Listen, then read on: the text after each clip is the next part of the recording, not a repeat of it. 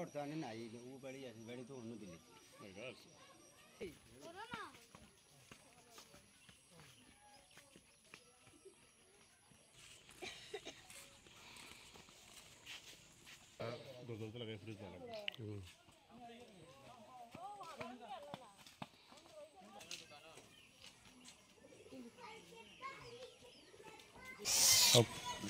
Current অফিসের বেসরকারি লোক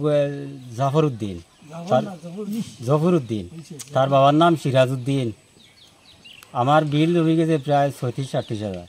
আমারা কইছে ২৫,০০০ দিলেইলে তোমার ক্লিয়ারেন্স কাগজ নিয়ে দিলেই। আমি ২৫,০০০ দিছি। দেওয়ার পরে কয়েকদিন গত হইয়া গেছে, আমার ফুলায় পাইলিছে গত দিন হবো পাওয়ার বাদে জিগাইল ক্লিয়ারেন্স কাগজ দিলাই না। ইগান খোয়াই আমার ফুলারে আরও মাইদর করছে জফরউদ্দিনে। তার আরও ইষ্টি লইয়া হুজা লাঠি লইয়া মাইদর করছে। এখন আমি এই ব্যাপারে আমার ক্লিয়ারেন্স কাগজ পাইতাম, নতুবা আমার টাকাটা রিটার্ন পাইতাম। আর আমি আইনের দ্বারস্থ হয়ে যে আমি এফআইআরও করছি, আমি সুষ্ঠু বিচার চাই। এটা নতুন ট্যাক্স মোয়া বইতো বোল্ডিস কম থাকে লাইন কেবল লাইন টানার পরে অনেক সাদা কালেকশন করি, আমরাও সাহায্য করিয়া টাকা প্রায় ৫০,০০০ মতো দিছি। দেওয়ার বাদে অনেকে বোল্ডিস পাইছে, অনেকে পায় না, বুঝছেন নি। কিছু কিছু পরিবারও নাই, অন্ধকার আছে, কিছু কিছু পরিবার আছে। এটা ঠেকাও তো ওলা নিছে মনের খবরের ২০,০০০ পয়সা ২৫,০০০ দিলেও আমি ক্লিয়ারেন্স কাগজ আনি দিলাই।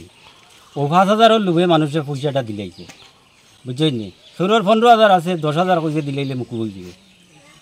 ওগুলা করছে, এটা অনুমানিক প্রায় ২-২.৫ লাখ হইব। দিছে না তো ওখান দিছে না করি তো গতদিন আমার ফুলা জিকা নিয়ে আমার ফুলারে মাইদের কাগজটা দেয় না। আমরা খবর পাইছি জায়গাটা কিনে দিছে, জায়গা কিনছে ওখানে।